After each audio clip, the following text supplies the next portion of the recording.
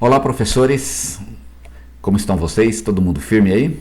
Sejam bem-vindos à nossa próxima unidade. A gente acabou de estudar a antropologia e agora a gente vai estudar a doutrina do pecado. A gente chama de amartiologia e a gente vai entender na lição por que tem esse nome, mas é uma alegria muito grande para a gente poder assumir um novo tema e estudar esse novo tema, o pecado.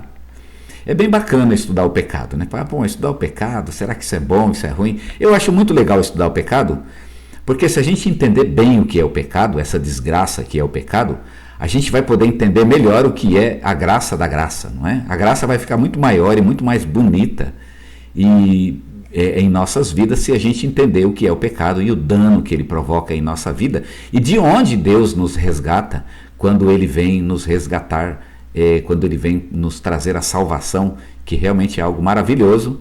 Mas para entender isso, a gente precisa primeiro entender o pecado. Então bora lá estudar a doutrina do pecado. Provavelmente a gente só vai estudar essa lição e nós não vamos ter mais lições este ano, porque do domingo que vem para frente a gente sabe que vai ficar bem complicado, mas a gente vai pensar e vamos conversar um pouco mais sobre como é que a gente vai fazer com as próximas aulas, tá bom? De qualquer modo, vamos no próximo domingo. Aliás, próximo domingo a gente vai ter a assembleia e vamos ter a profissão de fé dos batizandos. Esperamos em Deus, né, que a gente consiga fazer isso num tempo que dê para a gente fazer a lição da EBD. Se não der, eu sinto muito, né? A gente guarda essa lição e vocês então dão na próxima ocasião em que a gente tiver então a EBD e a gente retoma no ano que vem esse projeto, tá bom? Mas se der certo, então fique preparado e a gente então vamos trabalhar vamos tentar pelo menos ter a aula do próximo domingo, tá bom? Vamos lá então, vamos estudar a amartiologia, a doutrina do pecado, e a nossa primeira lição ela vai discutir a natureza do pecado, ok? A estratégia da nossa lição ela está composta da seguinte forma: nós temos 3 pontos. A gente vai trabalhar no próximo domingo, e veja que a gente está só dando uma introdução, né, ao pecado, a esse assunto. E primeiro a gente vai trabalhar então com a definição de pecado, que são os pontos 1 e 2 da nossa lição. E essa é o primeiro enfoque da lição, a definição do pecado. A gente vai definir as palavras, depois a gente vai fazer uma definição conceitual, a gente vai estudar o pecado como quebra de um padrão, o padrão de Deus, certamente. E por fim, a gente vai e depois a gente vai falar sobre o pecado comissivo e pecado omissivo, que esse é o ponto 3. E para terminar, a gente vai ter só um finalzinho lá, uma pequena consequência, né, dos nossos estudos, que a gente precisa abordar, que é a relação entre o pecado e o mal, tá bom? É mais ou menos essa a linha que a gente vai seguir. E vamos lá então começar com os termos bíblicos para o pecado, tá bom? A gente tem aí no Velho Testamento 3 termos e no Novo Testamento 3, ok? Ará, Avon e Pechá. Esses 3 termos eles são abordados na nossa lição. E no Novo Testamento nós temos o amartia, adiquia e parabases. É importante lembrar o pessoal 3 coisas, tá certo? Primeiro, a gente vai, não fique muito tempo, né? Porque a gente pode se perder em ideias que às vezes não vão ser muito bem aproveitadas pelos alunos. Então apenas apresente os termos, fala, olha, existem esses termos, tem mais ou menos o que cada termo define. É um pouco complicado a gente falar dos termos e da sua definição exata, não é? Eles têm mais ou menos um campo de ideias. E então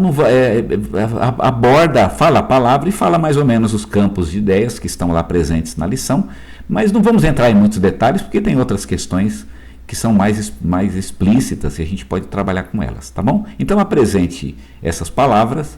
Lembra o pessoal da classe que não são as únicas palavras, existem outras, uma lista completa de todos os termos, né, que a Bíblia usa para pecado.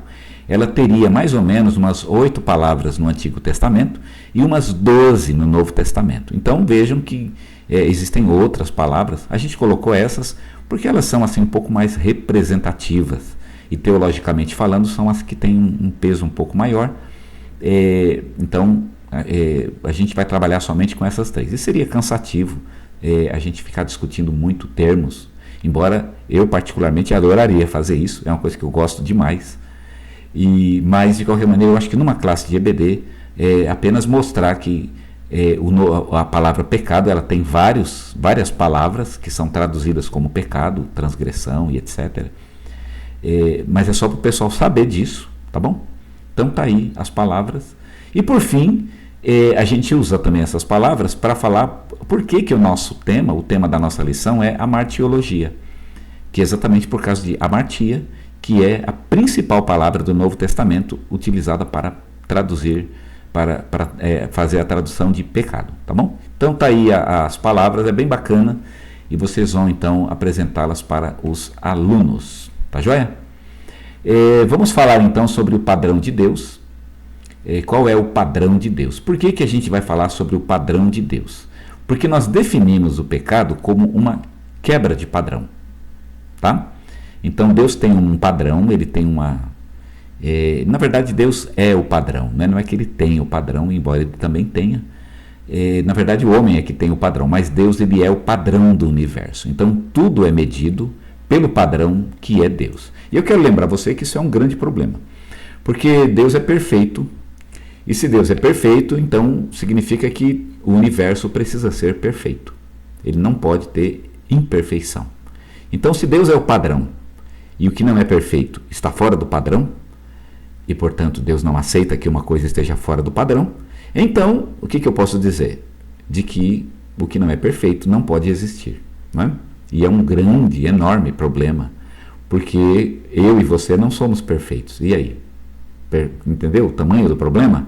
Deus é o padrão de perfeição e eu e você não somos perfeitos. Eu posso até dizer que o universo, de modo geral, ele é perfeito.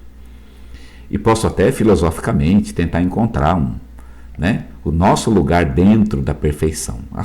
As coisas, elas não são perfeitas em si mesmas, mas elas são perfeitas dentro de um todo. Porque nem tudo é tão maravilhoso. Algumas coisas são muito maravilhosas e outras elas são menos maravilhosas. Outras são até bastante simples, mas cada coisa tem o seu lugar no universo.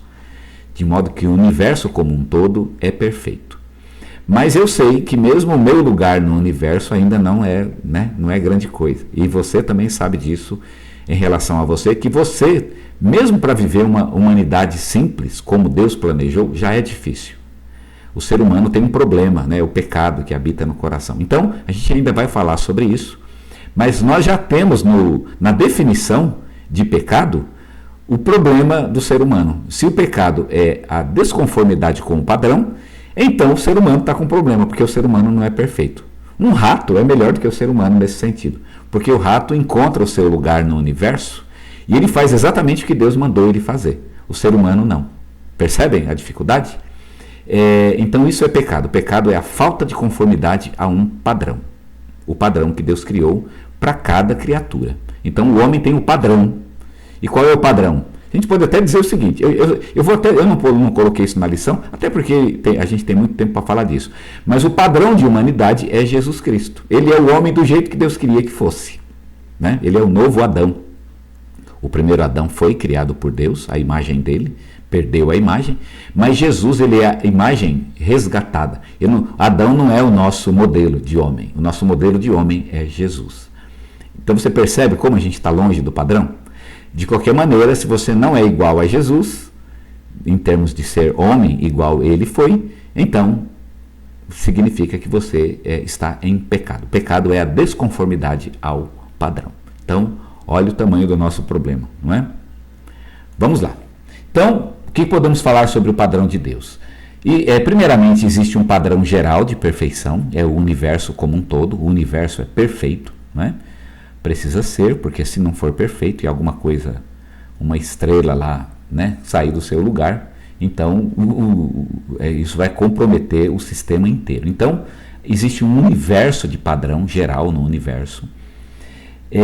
Existe um padrão que é interior, que está na mente humana, é a nossa consciência, mas não somente a nossa consciência, um senso estético, que o homem tem um padrão de vida, a gente fala de padrão de vida, um padrão de pensamento, um padrão, enfim, que o homem tem para poder viver nesse universo.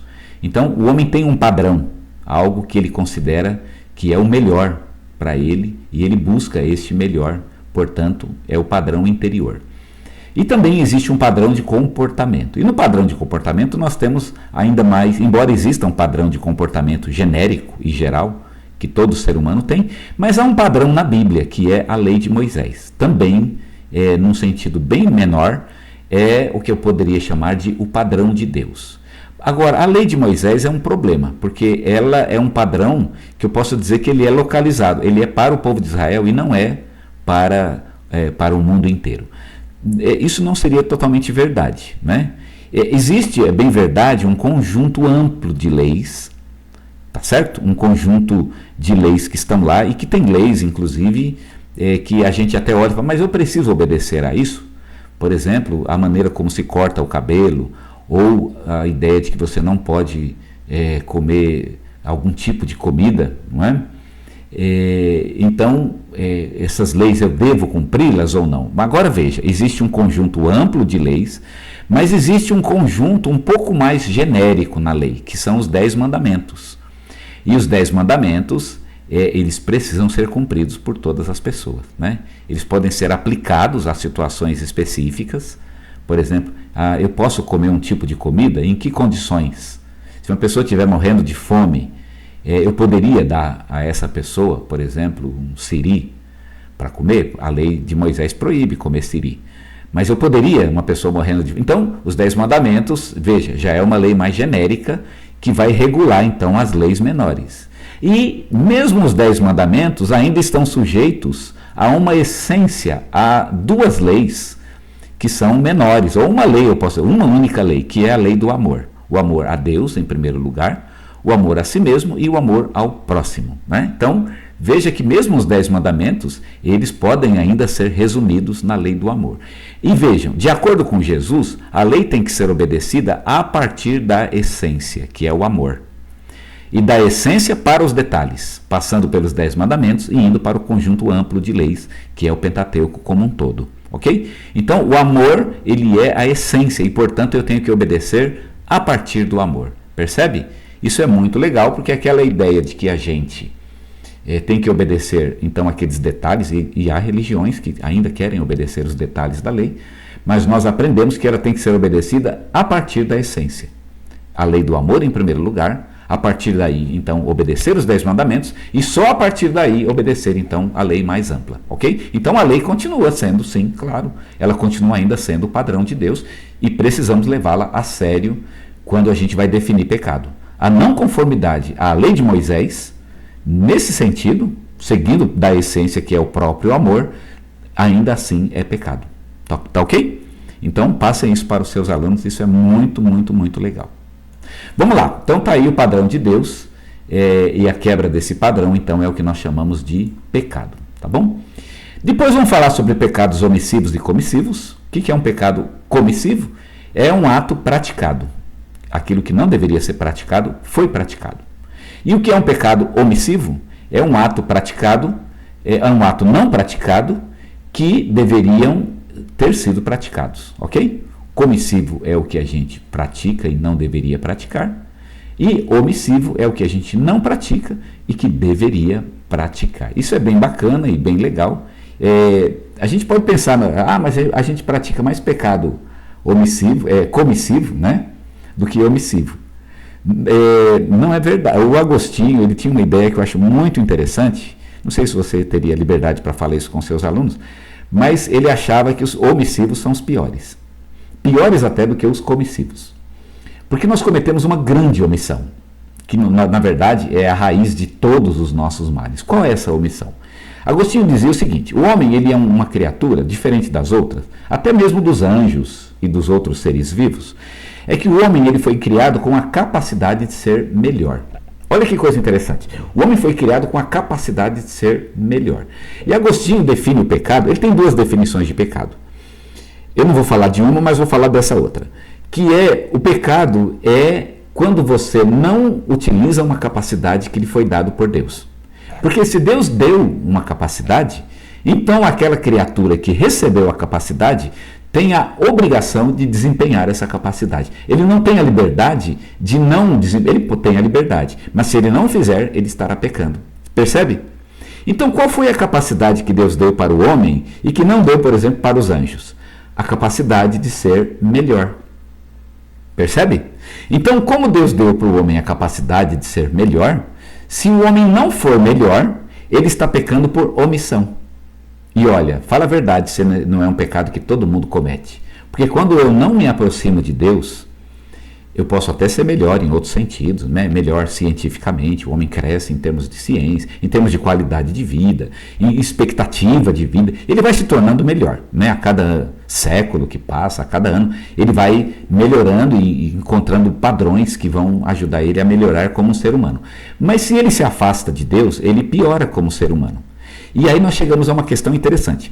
Todo ser humano comete um grande pecado, omissivo, que é o pecado de não ser melhor. Deus deu a ele essa capacidade, mas ele se omite. Em que sentido? Quando ele não se aproxima de Deus.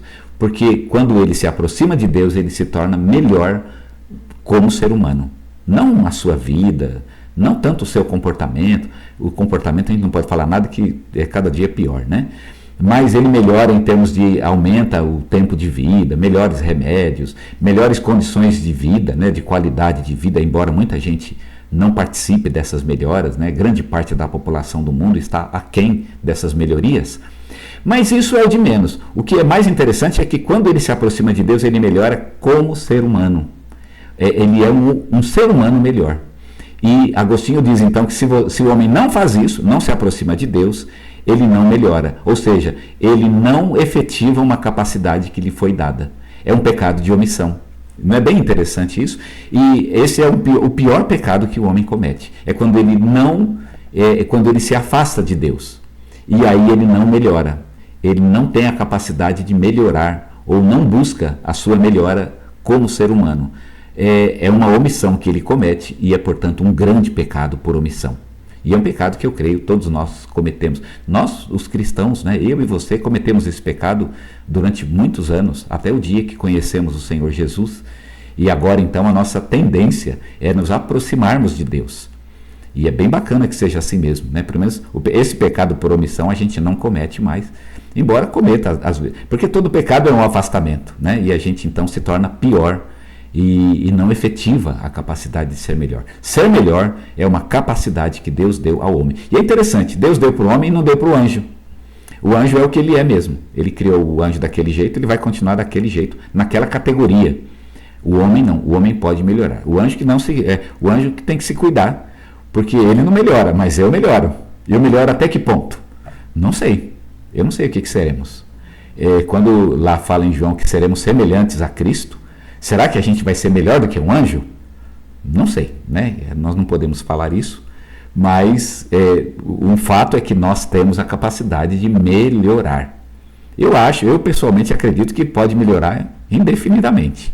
Nunca vamos ser igual a Deus, é claro, mas como Deus é infinito, não tem problema a gente buscar essa melhoria pelo caminho certo. Satanás buscou ser igual a Deus, né? Mas ele buscou pelo orgulho. Nós buscamos pela obediência a Cristo e por sermos iguais a Cristo, em obediência a Ele e tendo Ele como nosso Senhor. Por esse caminho, a gente tem mesmo que melhorar. Não melhorar é pecado.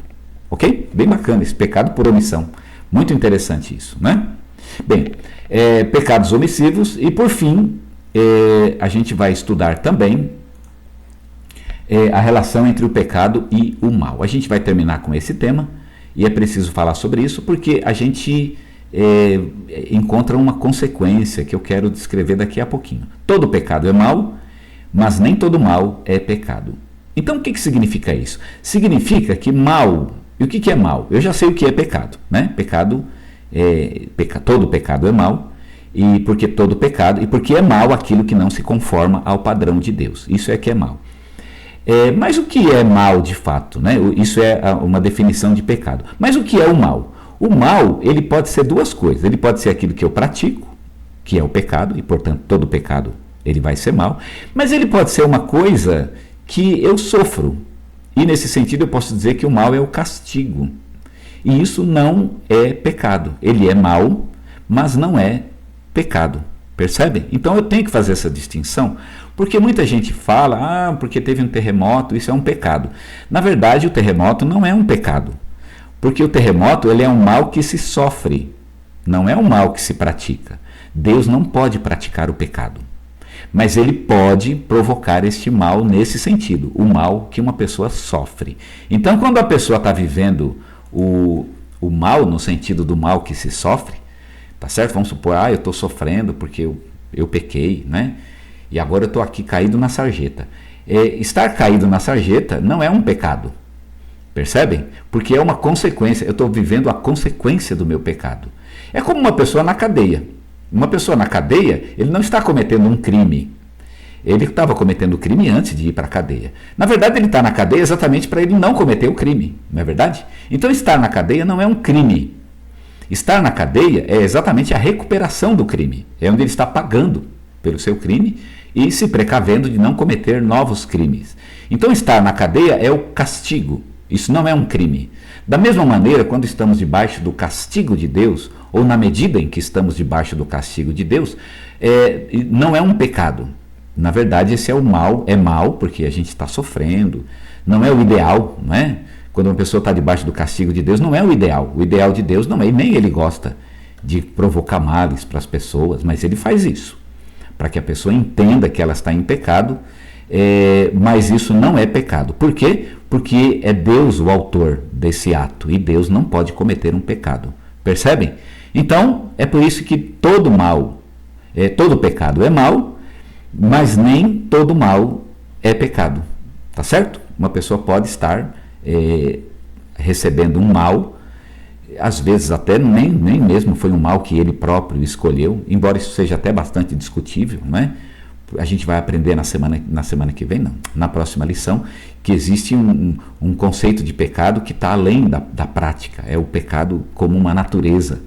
Mas vamos deixar isso para a semana que vem. O fato é que por hoje é suficiente dizer que uma pessoa pode estar recebendo um mal, e na medida em que ele recebe o mal como um castigo de Deus, isso não é um pecado. Não é pecado estar no castigo.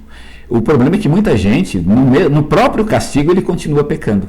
Eu estou caído na sarjeta, estou recebendo a consequência dos meus atos, e ainda assim eu vou lá e continuo pecando. E aí o que eu posso esperar? É daí para baixo, é da sarjeta para o bueiro, e daí até o inferno, porque à medida que eu vou praticando o pecado, eu vou recebendo então as consequências disso, que é o mal que eu recebo, ok? Entenderam a ideia do conceito de pecado e de mal? Eu falo isso porque muita gente vai falar, uma criança que nasce defeituosa é um pecado. Na verdade, não é um pecado. Ela não cometeu pecado, e então é mal. Isso é tratado biblicamente falando, é um mal, porque não está de acordo com o padrão. Lembra? A gente falou que o pecado é a quebra de um padrão. Uma pessoa que nasceu defeituosa não está de acordo com o padrão de humanidade, mas isso não é um pecado. Ela pode, ela pode ser salva, isso não é tratado na Bíblia como um pecado, ok? Embora seja um mal no sentido de que é uma quebra de padrão, tá certo? A nossa sociedade não gosta muito de falar esse negócio de um defeito congênito, ele é um mal. Mas a gente fala de um mal no sentido bíblico, no sentido teológico da palavra, né? É um mal como uma falta de conformidade a um padrão divino, tá certo? E isso a gente vê muito no mundo que a gente vive, tá bom? Então é isso, gente. Deus que abençoe a vocês, que vocês tenham uma aula muito abençoada e que os seus alunos entendam bem essas verdades e que isso seja enriquecedor na sua vida em primeiro lugar e para os seus alunos em segundo. Amém?